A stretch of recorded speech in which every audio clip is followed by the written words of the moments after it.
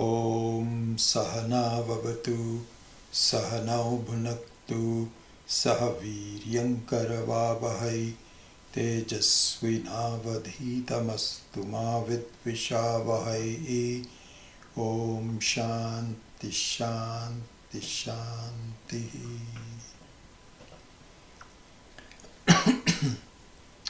So in this series of classes, as you know, we have chosen to look at various Vedantic insights that have been that have influenced my life, and I would suspect that since we are all very similar in our makeup and so on, we are all human beings and all trying to find the right thing, it will be helpful to you as well.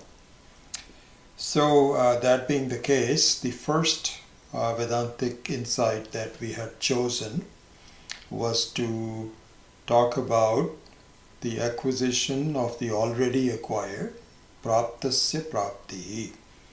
And so this is a big topic and certainly was very, very helpful to me in reorienting myself into what needs to be done quite early on in my career, in my Vedantic career. And so I decided to spend some time on that, and we will take that up in several different examples, and finally in as an exposition. It's not the only place, it just happens to be something that I was thinking of in the Kenopanishad. So this is the main topic we are going to first take up. Then we will look at other insights. But in the meantime, we had started to look at the first verse of the Panchadashi. And since we are going to be following Panchadashi probably more than any other text, if we are going to follow a specific text, we're not going to follow the word by word. It would still be based on insights, but more of Panchadashi than others. So for that reason, I happen to be reading the very insightful explanation of the first verse, and this is what we were doing in the last class. So there's a few more things to talk about, and let's finish that, and then we will go back to picking up the thread for praptasya prapti.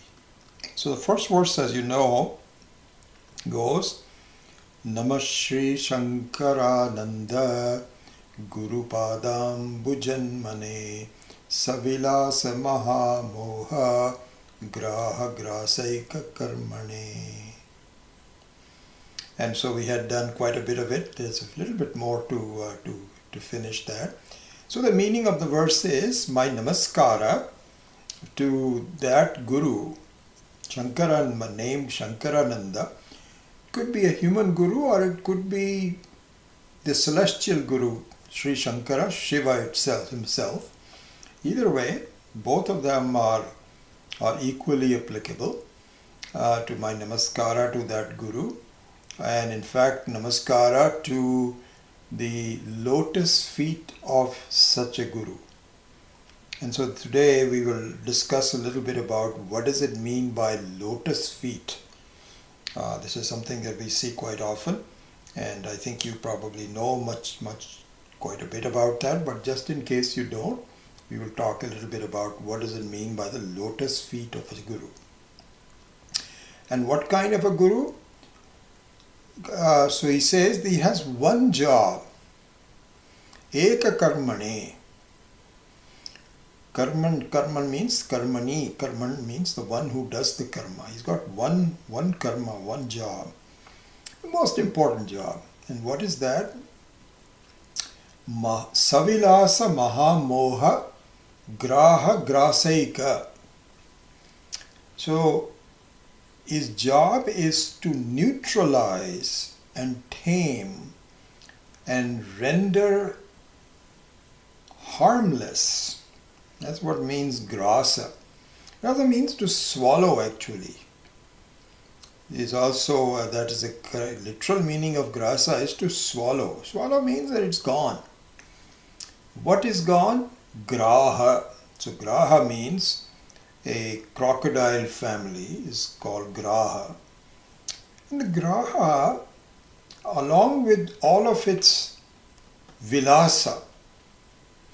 So vilasa means that all the damage that a crocodile can do, it can do a lot of damage. There was, I don't know if you recall this or not, it was such a horrible accident that there was a photographer who was also a very important correspondent for a major newspaper who was visiting Florida, and unknowns to him, he got very close to the edge of the water and he was just so busy taking picture that this crocodile just pulled him in and killed him. Very powerful crocodile. You should not go close to him. And also the crocodile has another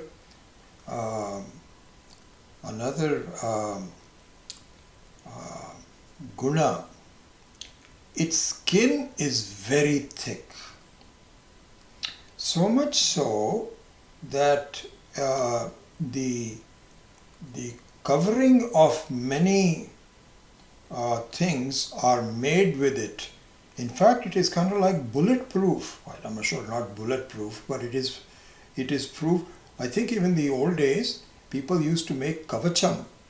So they used to have some kind of a clothing made out of that. And certainly it is very impervious to sword and knives. I don't know about bullet, that may be too much. But it has a very thick skin. So that's the point that it is being made here. Very powerful, damaging vastu. And the lotus feet of the Guru is capable of taming such a crocodile. Well, I think we were just talking about this last week, and I think so, I'm not sure of it. This seems like a very unlikely thing. How can the lotus flower, the lotus feet means the feet made out of the lotus flowers, in the form, not made out of it, but as soft as the lotus plant, lotus flower. The lotus flower is very, very soft, beautiful to the touch. And so the lotus flower can swallow this thick-skinned crocodile. That is the job of this Guru. How is that possible? How is that possible? So we saw one of the this comes very often in Swami Maheshananji's expositions. He says, be very careful not to doubt what Shastra is telling you. This is an important thing to do. Because what happens is that, I remember we had a discussion about this with Swami Dayanandji also. Doubts can become a symbol of your egoistic thinking. That is the real damage that doubts can do. So if you have a doubt about something that is being talked about and you don't quite understand it, to raise your hand and say, I don't see that, it's very valid. It's very valid because it has to be cleared. Something that you didn't quite hear properly, or even if you heard properly, you could not grasp the meaning of it, it's perfectly okay. This is what is called samvada. Samvada means there's sort of like a constructive discussion between a teacher and a student. That's okay. But what happens about the doubt is that you fall in love with it. Your own doubt. And so much so that you have a sort of like an ahankara. This is my doubt. You can even say, this teacher didn't quite get my doubt.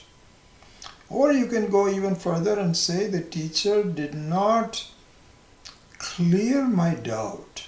And so therefore you actually can be critical of the competency of the teacher only to heighten up your own significance, that I am a very smart person. I can come up with all these doubts, and none of the people are able to answer that.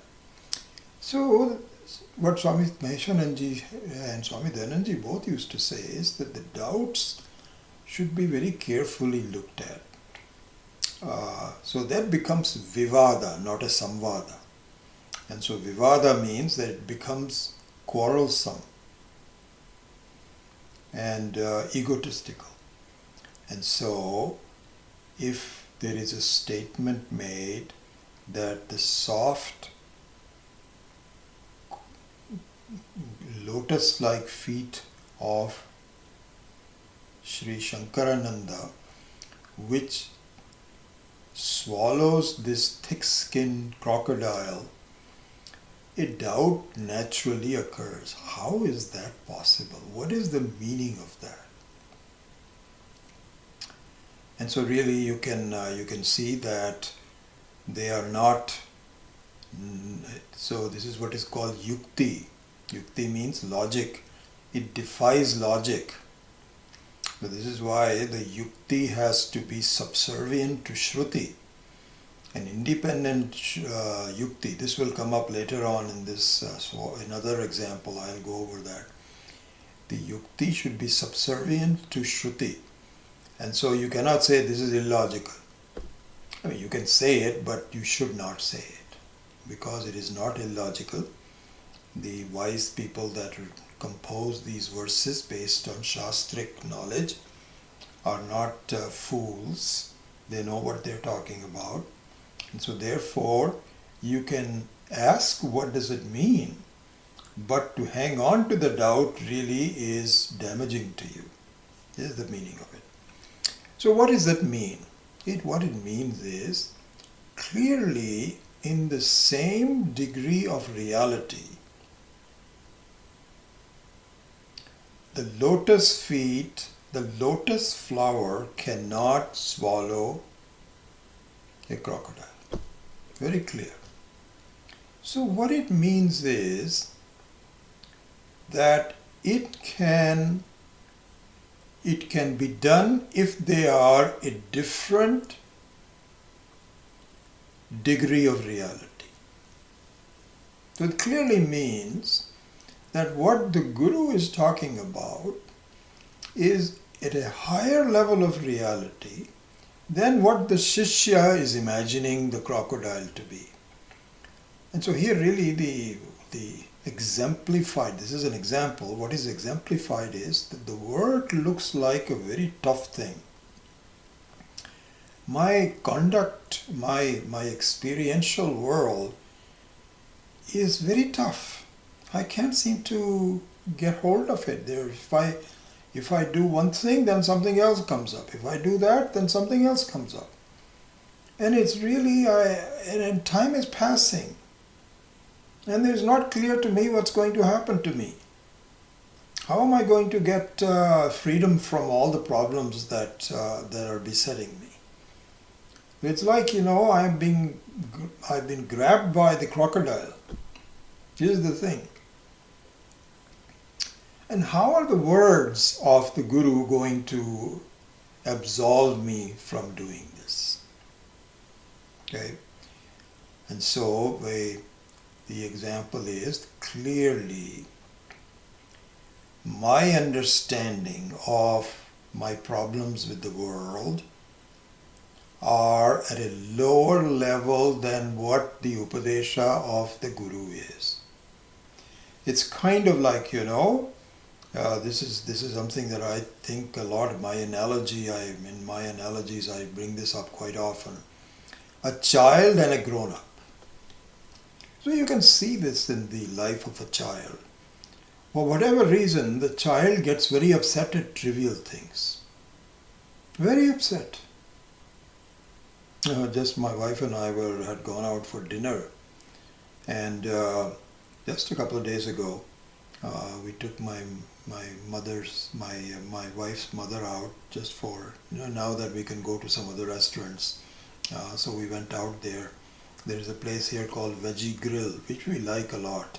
It's a very nice, inexpensive vegetarian restaurant, Western, and so we went there. So lo and behold to me, I mean, next to, very close to us, we found that there was a father, Indian, this is an Indian family, an Indian father with two girls, two daughters, two of them. The wife must have been working or something, or I don't know, maybe maybe it's a single father, I have no idea. And what was happening was that the younger child got upset at something. And she must have been, my guess is about 5 or 6. And then the older sister was very embarrassed. And so this younger girl really started to scream at the top of her head. Totally a brat. And this father was really such a wonderful, he kept, embracing her and saying, "It's okay, baby, it's all right. It's going to be okay." We didn't know what the problem was. No matter. This little girl would have none of it. The whole restaurant was full of the shrieking of this girl. And this older sister was sitting there and just saying, "Oh my God, there she goes again." So there's something that really upset this young lady. And clearly it was not very consequentially in the way of looking at things. And so there is no comparison between, and so the father's soothing words, although it didn't seem to be doing much difference, they actually had to finish their meal quickly, and while they were walking out, she was still crying and shrieking. But the father was very soft, really. We both all remarked to each other, really wonderful. Didn't raise his voice, didn't get upset, was very helpful to her. But she didn't make any difference. So here's the example. The kids can be upset in something which is not realistic. The same thing applies to us. In the eyes of a guru, Vedantic guru, what we are upset about is very trivial, it's childish. Totally childish. But for us it is not childish, because we are very upset at things, people are not paying attention to me, and nobody likes me, or whatever, different things. And I'm not doing well in my job, and I don't understand what needs to be done, and this, that, or the other. And you're upset at friends, you're upset at relatives, you're upset at mother-in-law, father, all kinds of things happen. This is the crocodile that really just gets us in our life continuously. So there, the soft words of the Guru are, if they really they are listened to, then they can immediately quench the thirst of the problems. And of course, the best example of that is just the waking up from a dream.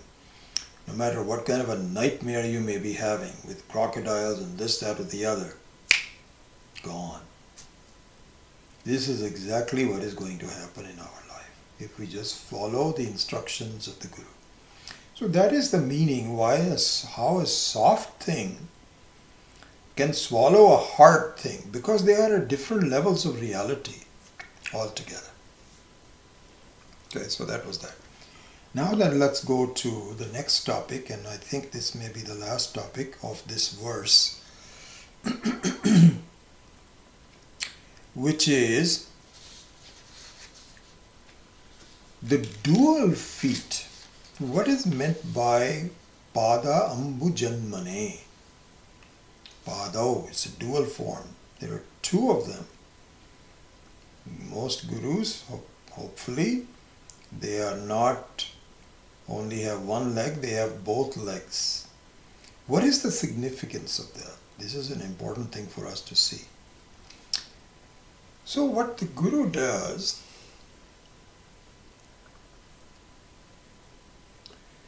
is twofold.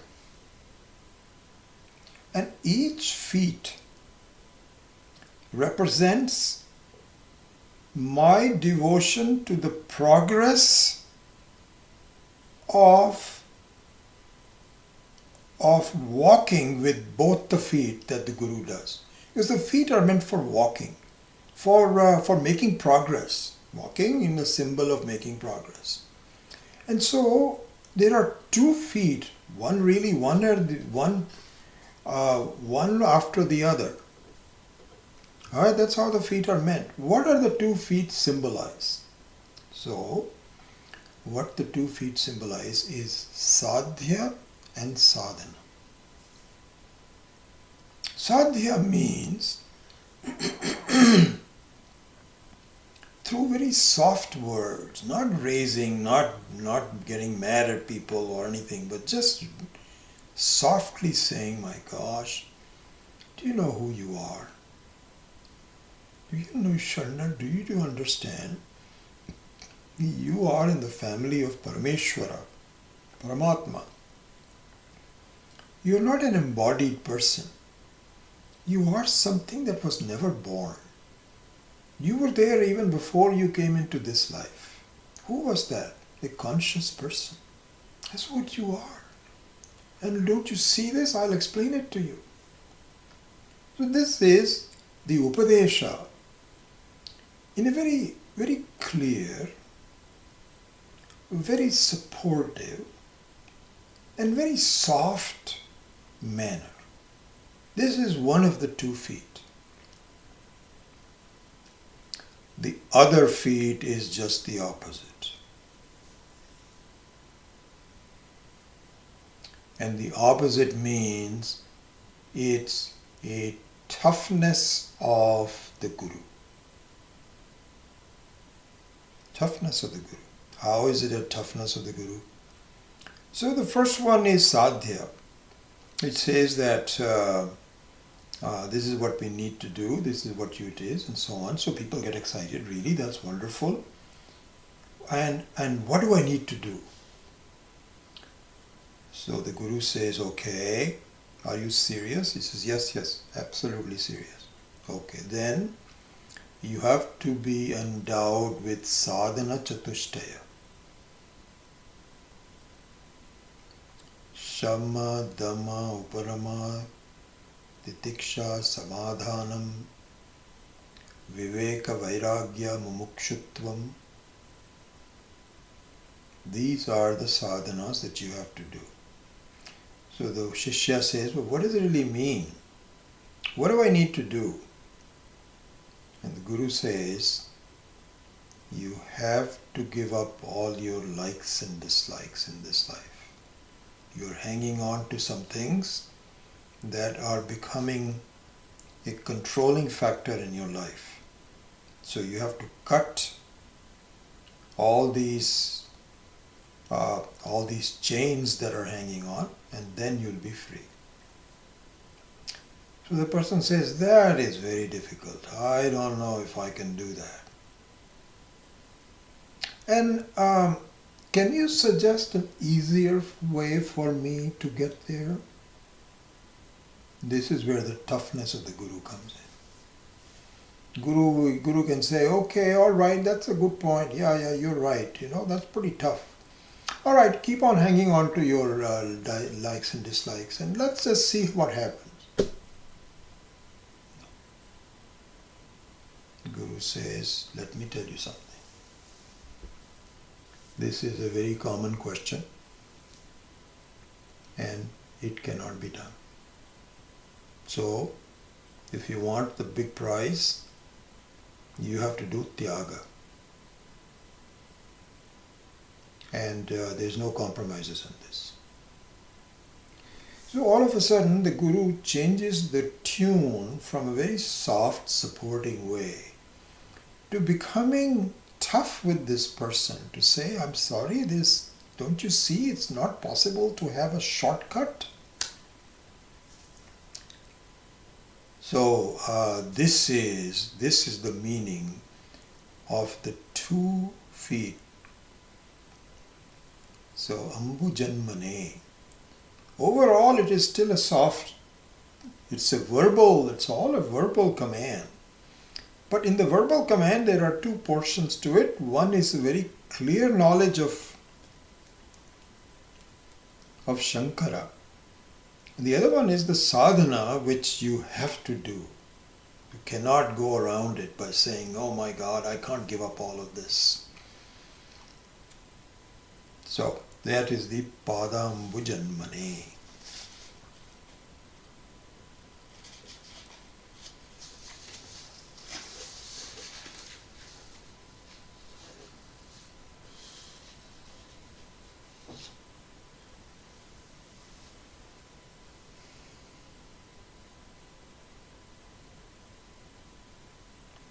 All right, I think we are pretty much done with this verse. So when we do take up Panchadashi, we will chant it as a prayer, and we will do that later. So, Namashri Shankarananda Guru Padambu Janmane Savilasa Maha Moha Graha Grasaika Karmane. It has a lot of meaning behind it. Okay.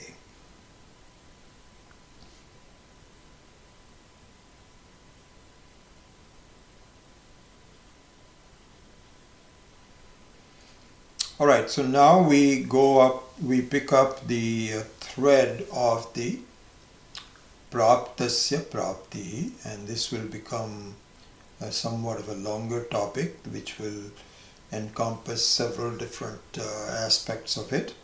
So let's do that, culminating in, I think, a more deeper study of the Kena Upanishad, Praptasya Prapti. So let's start with that. So what we had done in I think the very first class, I believe, and certainly first and second class, is to articulate the 3 stages of Praptasya Prapti, if you recall. And I gave the example where I thought that I had lost my credit card. Then something happened that I could feel that it's somewhere in this house, probably in just this one room. And then I finally found it. So the 3 stages are, I don't know what the solution is, I don't know where it is, and I don't know if I'll ever find it. I may have to call in the Visa card and say it is lost and reverse any charges that might have been taken up. That's a long process. I mean, this is a small problem compared to our life's problems, but just to give you an example, I don't know what the solution is, and I don't know if there is a solution, I'm going to get it or not. This is stage number 1. Second stage is where something happens, then he says it's not lost. It's here. It's here somewhere very close to me. Close to me means within this house. So it's never going to be reported to anyone. No one, if I can't find it, I can't find it, but I think I'll find it because it's right here. How long can it take me to look through each one of them? Instead of my changing it, I think I'm going to do it. No problems. So I'm very energetic. I'm very enthusiastic. I'm not, and my emotional energy is not worrying. See, this is the problem in our life, because half the time our emotional energy is, this is what the favorite topic of Swami Paramarthananda is. Very nicely he says that really we are wasting a lot of our energy in just worrying about things. And so naturally, if my credit card is lost, then I am, along with my search, which is productive, I'm also worrying, oh my gosh, what's going to happen? I visualize the worst. That is all gone in the second stage. Second stage, you have whatever emotional and energy you have, it is productive. Now, you still haven't found it. You see, that's the thing. That has to be done. Nothing has been found yet. But I know it's very close to me. That's enough. It changes the very scale of things, you see. And the third thing is that I find it and it becomes mine. It's in my hand. So those are the three stages. So, and this is exactly what Vedanta has, these three stages. The first stage is that I am a samsari, and samsara means samyak sarati iti samsara, which is continuously moving. There is no finality to it, and there is nothing that you can hang on to, and it is just going, and I have no resort to any kind of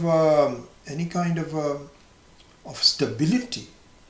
Swami Dayananda used to say that we look for stability, but we cannot find it. We look for security, but whatever you hang on to itself is insecure. So where is the security? And it's a miracle really that people go on without really, they just say, okay, that's the way it is, it's fine. That's what used to bug me in my life in the beginning. I'm just telling you about my life. I used to feel there is something wrong with this picture. And I'm going to do everything I can to make things better. My belief from the very beginning, my thing was I have to make myself better. And I took the steps. I had a lot of medical problems. My biggest problem was I was very asthmatic, and traveling in India with all the railroad and so on and so forth was just killing me. I would be sick for days, even the dust and so on. And I said, there must be a better way. And somebody told me in America that will be a wonderful... That's how I came here. Really speaking, I did not come for higher education. That was secondary. I just wanted to live more healthily. And I must say that it has succeeded for me. So I took some steps to see that I get better. Similarly, I found that this whole world is like a mad place. There must be a better way to do that. That's what led me to the right Shastra, the right teachers and so on. But at that point, I didn't know what it was. So this was stage one. I don't know if I could find it or not, but all I knew was that I was lost. My sense of happiness was not there. Then came the second stage, where the Shastras, the Shastrik, all the teachers, and said, hey, there is stability. So this is what is called Brahman Asti. It is there. Brahman means stability, means support, it means orderliness, it means answers. It's there. And the more I listened to it, I said, yes, it is there. Now, that second stage was where I still not had found it. I had not yet found it, but doesn't matter. It was now very close to me. It is reachable in this life. I was convinced about that. And I think this is where the contribution of Swami Dayananda was. Both Swami Chinmayananda and Dayananda, but I was very fortunate that I didn't go into all these other gurus and so on and so forth. Both of them made it very clear it's possible. This is what is called you changing from mumukshutvam to knowing exactly how to do it. And I was convinced this is doable. My whole search changed. My emotional energy was now devoted to just learning rather than worrying. Really. And now it's a process of the third stage where you go from Brahma Asti to Brahma Asmi. And it's happening. It's happening. So this is exactly what it is. Now, in the 10th man example, it is exactly the same thing. Precisely that example. That's why this 10th man example is so important, so significant, so valid, that this person was wailing because he thought that the 10th man has been lost. So he says, Dashamo Purushaha Asti Nava Asti. It is there or not there, I don't know. I don't think so. I think that because of the swift current of it, I see it was very difficult and it's very easy for one of the people to be lost. So I am in deep doo-doo. Then, through a wise person, so the wisdom of the wise person is a very important one here. Not a flunky person who comes in, hey, what are you guys doing? It's okay, don't worry about it, it'll be all right. No. He analyzed the situation. He says, what's troubling you? The person says, what's troubling us? Don't you see what's happening? We have lost a person. So he says, how? How did you decide? So he says, there were 10 of us and now there are only 9. So he did a quick calculation and he said, what is he talking about? He says, wait, one more time. You were 10 and now you are 9? He says, yes, stop bothering us. And the person says, oh, I think I know what's happening. And he says, Dashamo Asti. The 10th man is. And so at this point in time, this person who was knocking his head over the very thick skin of a tree and injuring himself stopped doing it. And he says, really? You think he's there? He wiped his tears. And the person put his hands around and he says, yes, he's there, I found it. Where is it? I'll let you know. Do this. Get yourself all situated in a single file and you count with me. And then he says, not Dashamo Asti, Dashamo Asmi. I am the 10th person. He says, oh my God. Good heavens. How could I do this? Happens. So that's where also the praptasya prapti is. Apraptasya. First it is apraptasya, then praptasya prapti, but in second stage. And the third one is, I am the one. So, in the Rudram, as you know, in the third or fourth, now let us look at the same thing, praptasya prapti, in a deeper example.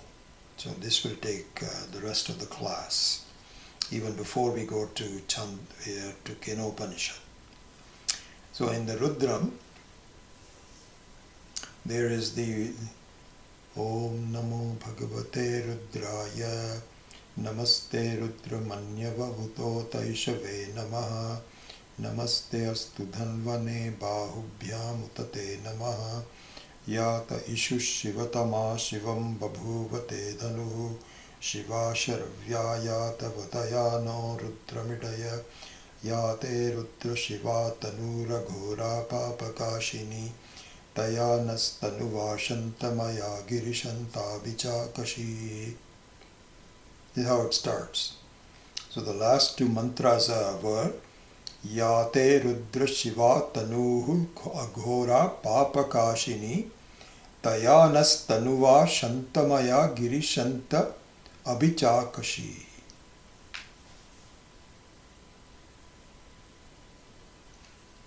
And so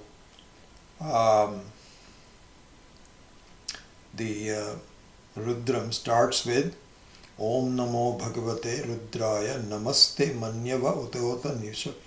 My namaskara to your frightening form. So the same person has different forms. Like, for example, a parent can have a punishing form, angry form, and not real angry but feigned anger.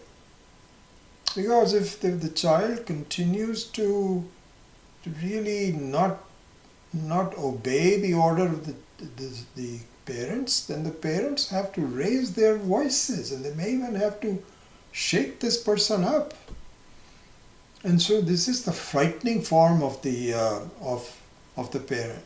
And the same parent, after you resort to him, he says, "I'm very sorry. I will not do this again. I will try not to do this again. I know this has happened before and so on, but I will not do it again." The same person embraces the person and has a pleasant form. Same person. So here the question is, the frightening form of Shiva is the samsara that I face. Frightening. It's a daily battle. And I don't see the end of it. I don't know what to do. How many forces am I going to be able to take on? It's my health. It's my job. It's my sense of well-beingness. It's my marriage. It's my children. It's just overwhelming. This is a frightening form of Shiva. So the Rudram starts with saying, "Can you please keep your weapons aside. Give me a chance. Be kind to me." And so in this last two mantras, which says, "Yate Rudra Shivaha Tanuhu Aghora Apapakashini." He says that Tanuhu means the body. Body means the form, the way I see it. So he says, "Hey Rudra, that form that you have, which is that of Shiva." Shiva means peaceful. Means something which is reassuring, which is full of love, forgiveness. Apapakashini. Because I am beset with all the wrong things that have happened in my past, which bring me to this point of really having a life of problems. And I want to really remove. See, Rudram is Swami Dayananda used to say that he is the best prayaschitta karma that one can think of. Chanting Rudram is the ultimate in prayaschitta karma. What is a prayaschitta karma? Prayaschitta karma means whatever has been done has been done. I cannot go back and change it. But I hope that with the actions that I am going to take, the effect of all these past actions can be ameliorated. It's very much like, in the daily thing where you eat all this spicy Indian food and you overeat on top of it. So you go to some kind of a party. We haven't been to parties because of COVID-19, but remember the old days when you would go to these Indian parties and something funny happens in the parties. This is so amazing. Your sense of control goes away. Normally, you will not eat samosas which are fried. But you go there and now there are free samosas. So you still will not eat any samosas if they're like $1 a piece. You'll say, no, I think I can do without it. But you go to a party and these are free samosas, so you put 2 of them. and then instead of one idli, you put 2 or 3 idlis. So you overeat and it's all spicy and you pay for it. You have a terrible tummy ache and you say, I am so sorry. So what you do is you take some Tums. This is called Prayaschitta Karma.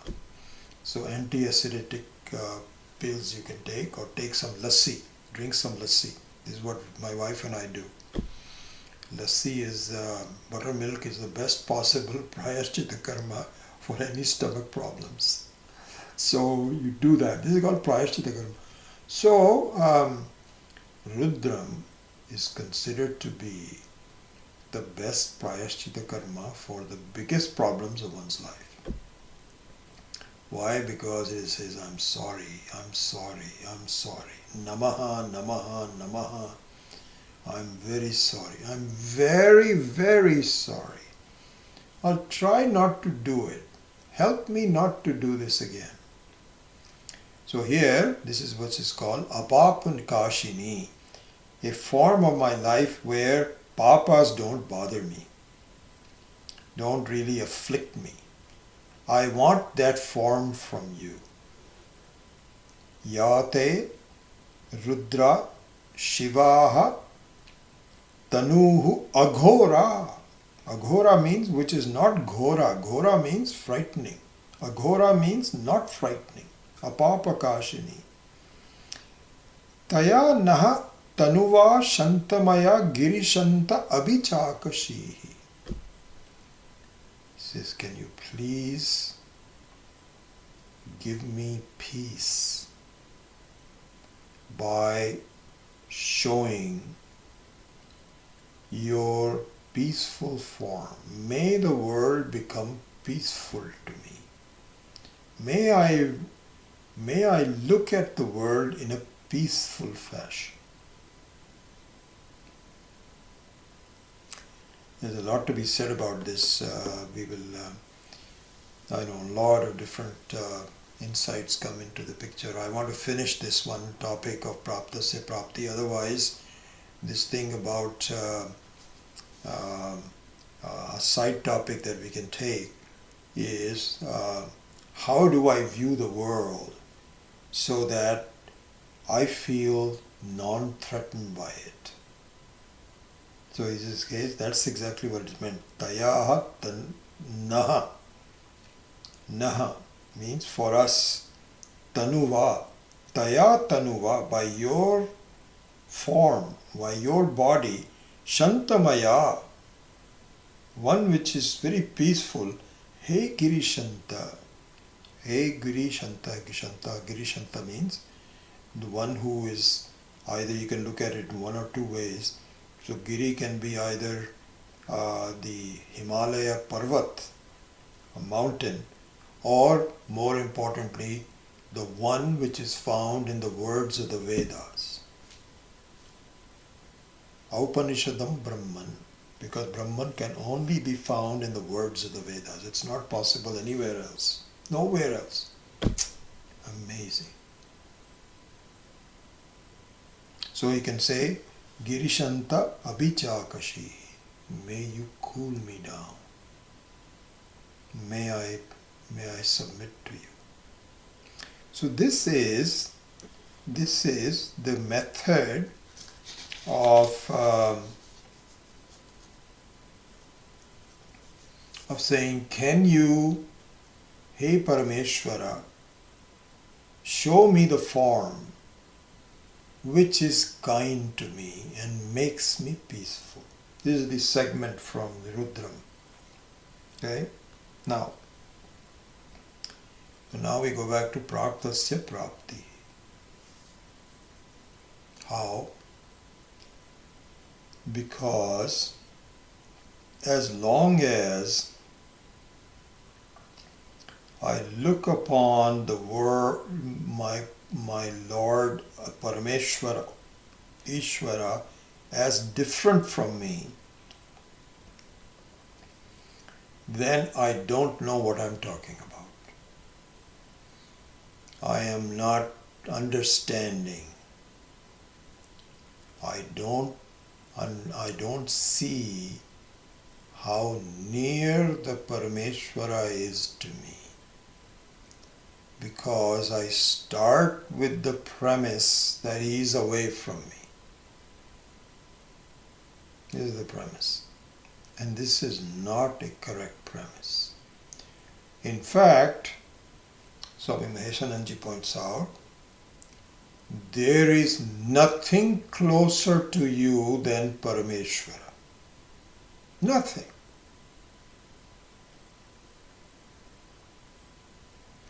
So let's look at this near versus far. It is very clear that things can be far from you, or they can be relatively near to you. So your general colleagues in the office and so on, compared to people that you don't know, they are near to you because you go to the office, you are familiar with them. Compared to them, your family is near to you because no matter what job you have, they are with you. They are nearer to you.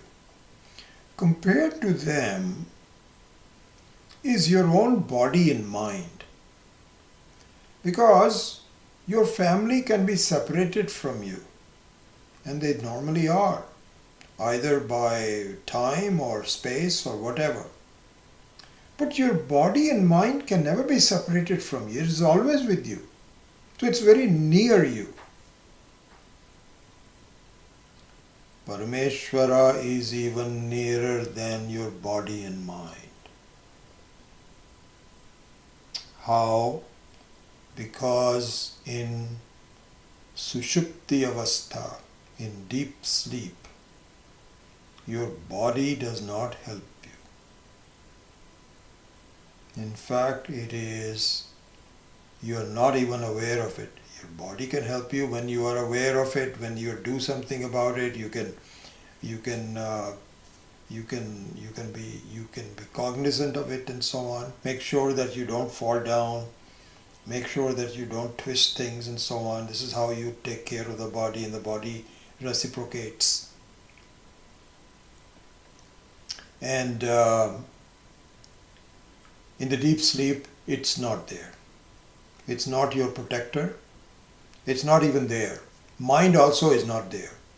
Because normally your mind is a friend of yours, hopefully, where it makes you make the right judgment, keeps you out of trouble. It's not there. There's only one person who is making your body function. Your mind is peaceful and non-existent, in fact, and therefore it is merged with it, is Parameshwara. He keeps your blood flow, your lungs are still working, your breathing, all of that is Parameshwara. So the Parameshwara is very close to you, but we don't know it where it is. This is the situation. This is exactly like the credit card is very close to you, but you didn't know it. So the question is, how am I going to find out? Here Swami Maheshananji quoted the Bhagavad Gita also in the 18th chapter. Aishvara sarvabhutanam hriddeshe arjuna tishtati. He says Ishvara is actually resident in your own heart. I don't understand how, but it is truth. I need to find out the truth. So it is very close to you. So like the credit card, somebody has to say, it is very close to you, my dear. There, it was my own realization that I had not gone anywhere. I had used the credit card on Amazon last night. So that was my guru. That realization was my guru. Here, some other guru has to say, no. Hriddeshe Arjuna sarvabhutanam ishvaraha hriddeshe tishtati. Somebody has to say that. And now you have to see how. So there is a very beautiful story in Chandogya Upanishad. This is often quoted. So this is an important story. So for the rest of this evening, I will take up this story. It has several parts to it, and this is something that we will repeat from time to time because it's a very fruitful story to understand. Okay, I think I've given you this same story before, but in this very detailed form, which has been pointed out by Swami Maheshananji in his commentary on the Rudram.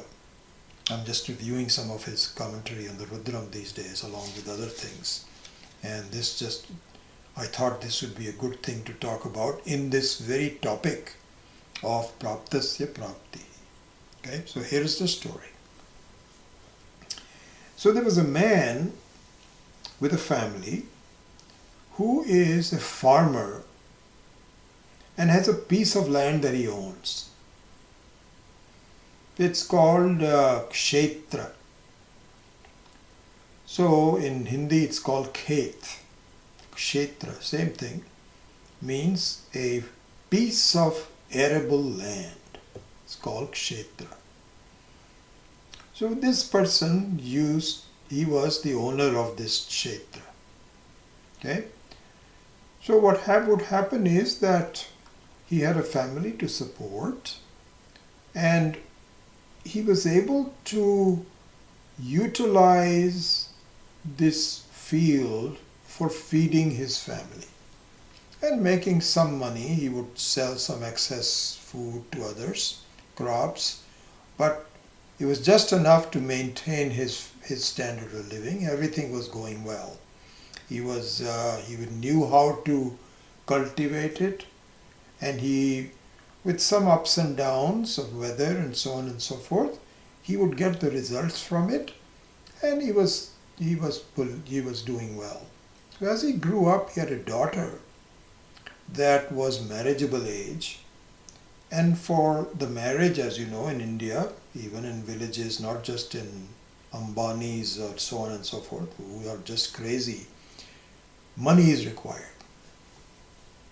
because you have to entertain and so on, and dowry system is still very, very prevalent. And he didn't have enough money to get his daughter married from the field. He did not have enough income from the field to pay for the extra expenses of getting his daughter married. So he went to a trusted friend of his father. His father, by the way, had passed away. His mother was still alive, but his father had passed away. That's also part of the story.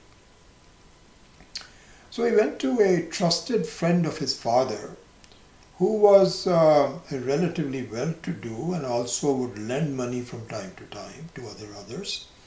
So he said, "Sir, I need to borrow some money from you for the marriage of my daughter."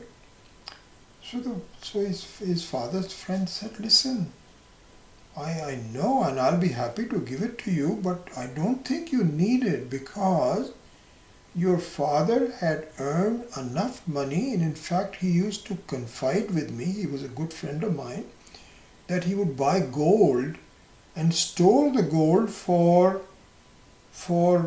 use later by you, the kids. And I think you have it somewhere." So he says, "Sir, the thing is that when my father passed away, I was not there. Normally he would have given me some instructions. So unfortunately he passed away while I was away from some place, and I don't think I know where it is." So he says, "Why don't you go and ask your mom? She would know." This is all important parts of the story which we will bring out to complete. So listen carefully on this. He had a mother. So he says, "Why don't you ask your mom?" So he says, "That's a good point. Let me go ask my mom."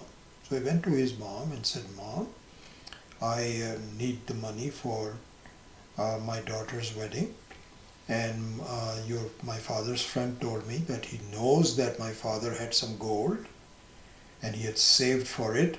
Do you know where it is?" And she says, "Son, this is a very interesting thing you're saying it, because your father used to talk about because he really did earn a lot of money, and he used to talk about the gold. But quite frankly, I never investigated, and we never really found out where it is.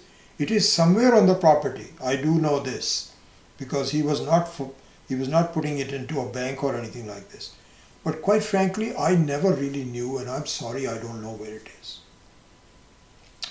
So disappointed at that, he went back to the father's friend and said, "Sir, I don't know where it is. My mom also doesn't know where it is, and I need the money. Can you please lend it to me?" So he says, "Sure." So he lent him the money, and the marriage was consummated. Everything was okay, and he told him that I'll pay you back. Okay? Now, as the story progresses, he said that since I had borrowed so much money, I am going to intensify my farming. I am going to dig deeper. I'm going to put more fertilizer, and I'm going to work extra hard because I have borrowed all this money, and I think I can get better yield from my field if I really try very hard. So that's what he started doing. He got a plow which was stronger, which was deeper, and instead of just doing it on the surface, he would plow deeper into it and so on. And one day while he was doing it, he touched a metallic vessel, and he could unmistakably hear the sound. Ding! So he stopped, and he found that there was a vessel full of gold. And not only that, close by, he dug some more now. There were two more. So there were three vessels altogether. He says, "Oh my God." So very happily he went to his mother, went to his father's friend, and said, "I found it. Thank you so much for it. It took a little higher, some digging, but I have been able to find it. Here's your money back, and then some, and I'm set for life." Thank you. Thank you so much for really pointing this out. But for you, I would not have done so. This is the story. And this is from Chandogya Upanishad, by the way. This is not something that we made up. So the Chandogya Upanishad says the human being, now look at, this is the Drishtanta, this is the example. What is the Dashtanta? What is exemplified? Let's look at what is exemplified. So what is exemplified is that my body and mind are like a field that I sow and I reap the rewards of. And for most part, I know how to do it. How? Because my body is important, my mind is important, my sense organs are important. I have to learn some language, I have to be educated, I have to put the education into place, and I take care of the body. It is exactly like a field. Gita also said, Kshetra and Kshetragya in the 13th chapter. So the life is really nothing but plowing the field of experiences as best as you know it. And you know some of it, you know exactly how to make use of the body, how to be educated, how to move ahead, how to be competitive, how to work hard, and you get some benefits out of it. This is what it is. But then you begin to feel that this is still on the surface. I don't know if there is anything deeper than that or not. And for many people, they don't look into it. They have no idea that something deeper can be done. So they just go with it. Something happens where you have to look for and saying, is it possible? Is this life of my body, mind, just the way it is, so trivial, not yielding any big results? Or is it possible that I can turn this experience into something which is lasting or not? So when you start inquiring, when you have a certain need for it, you go to the Shastra. And the Shastra says, yes, there is something deeper. Absolutely right. I'm very happy because you see, the thing is, Shastra does not proselytize. This is an important thing to see. This is why in Hinduism we do not proselytize. Why? Because proselytizing doesn't help. If you're not ready, nothing will help. But if you are inquiring, then Shastra says, I'm very happy you asked me, because yes, if something deeper is very possible. And it says that really speaking, it is Ishvara in your own Hridaya, which is the source of your Ananda. And it is a very lasting Ananda. It is not just a trivial Ananda. Find it. Look for it. So now I look for it. And I close my eyes and I do meditation.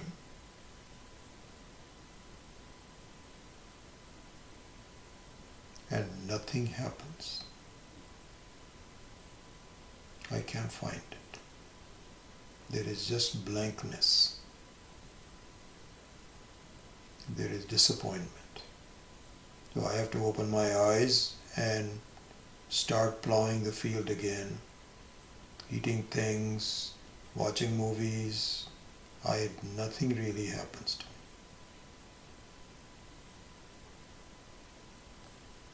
So I go back to Shastra and I say, I appreciate your pointing out that there is a deeper meaning, but I can't find it. So the Shastra says, go ask your mom. And the mom is in the form of logic, yukti. So you study books and you reason it out. Nothing happens.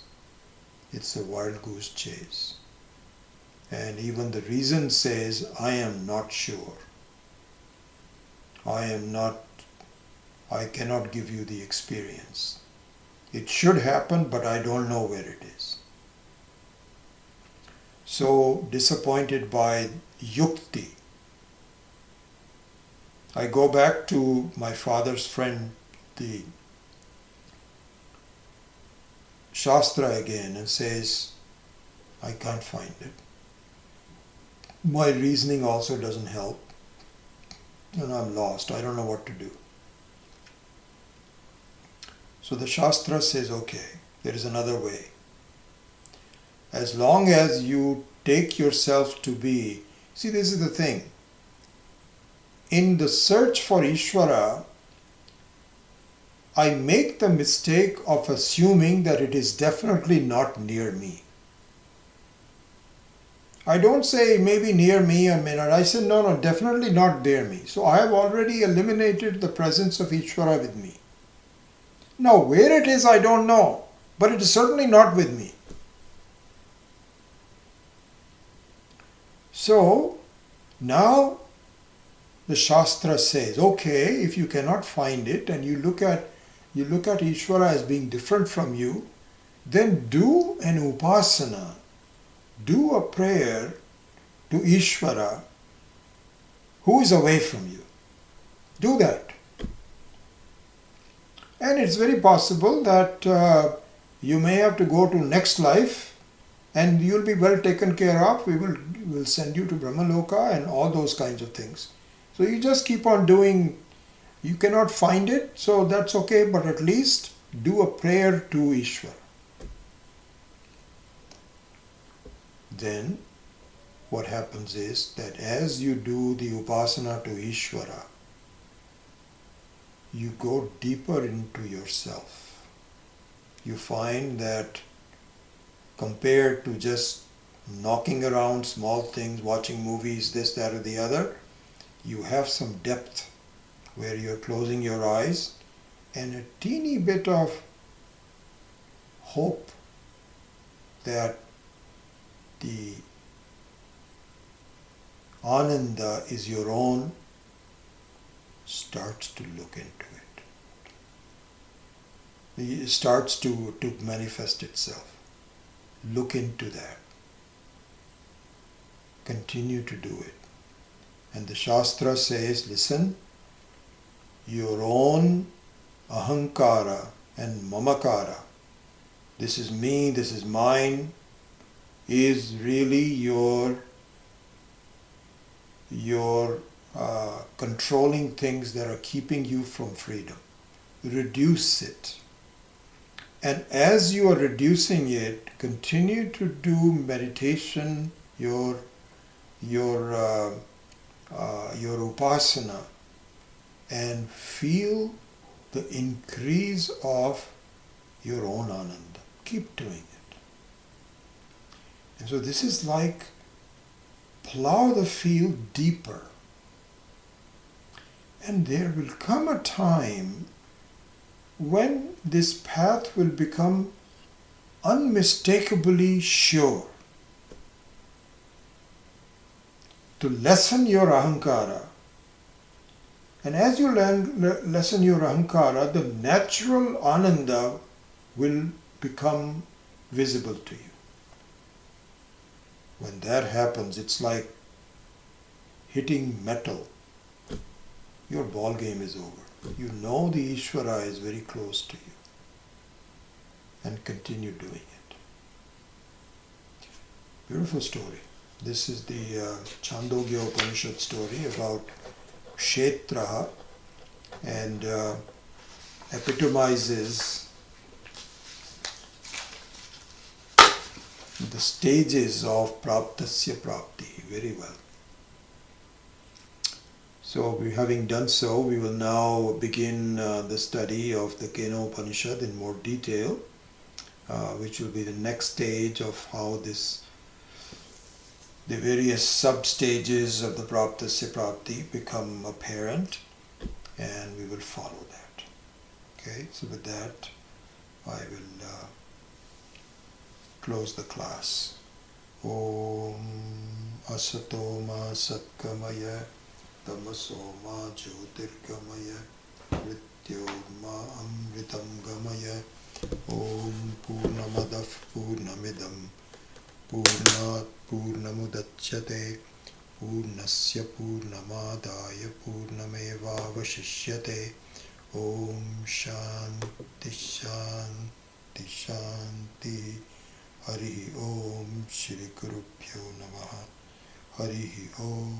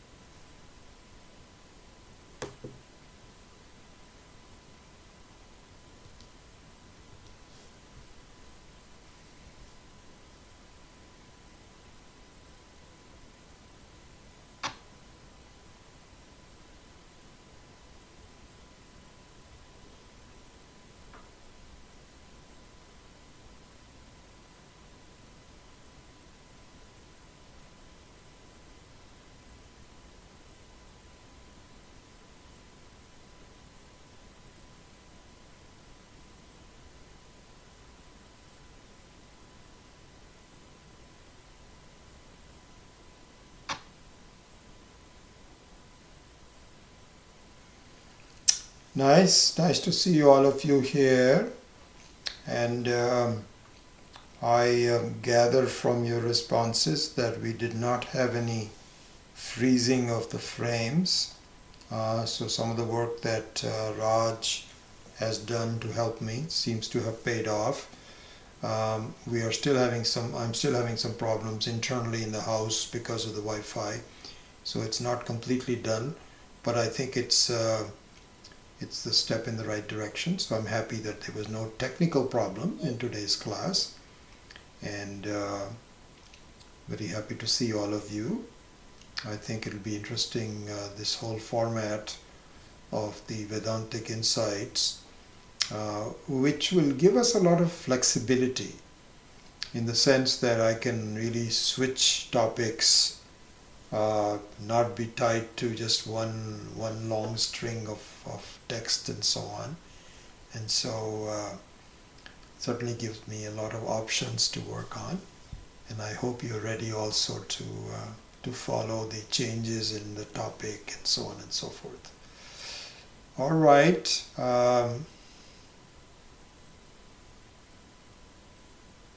Good. Thanks, Lakshmi. Good.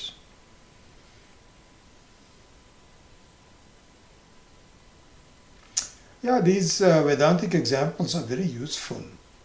The whole teaching is full of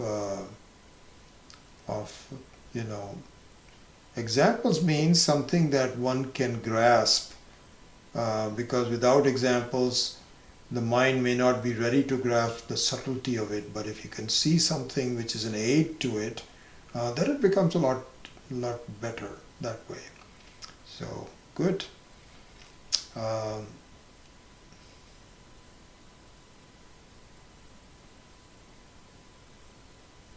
Good. Anyway, wonderful to see you all, and we will see you next week. Okay? All right. Thanks. Bye-bye. Om.